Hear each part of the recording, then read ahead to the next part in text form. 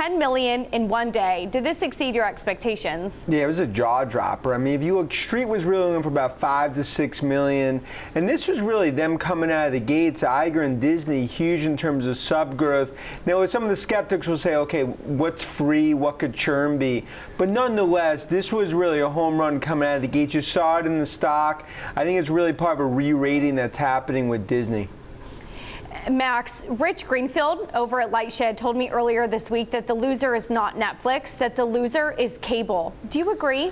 Yeah, I mean, I think there's something to what he's saying. I mean, you know, just to take a few steps back, I mean, we don't normally see these kind of sort of old established companies do something this big, this quickly, and just suddenly seem capable of catching up to the sort of new media market leader. I mean, if this had happened in another industry, people would be blown away. And I think for sure, seeing Disney, which was kind of key and is key to the cable business, do this, it really throws into question their business models. Dan, so bear with me while I run through the list here. I have HBO Now, CBS All Access, Apple TV Plus, Disney Plus, Showtime, Netflix.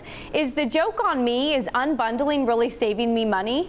Well, that's what, in our opinion, about $55, maybe $55, what we think the average consumer household is going to pay on streaming. I think if you look where it is today, call it about $30. So there's room for 1 to 2 streaming players in there, potentially a third, but it's also from a price point. That's why Disney priced it the way they did. That's why Apple priced the way they did.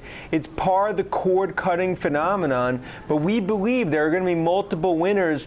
You know, I disagree a little with the prior comment in terms of Netflix. I do believe about 10 to 15% of Netflix's core customer base could churn because of what we're seeing in Disney and Apple over the next 2 years.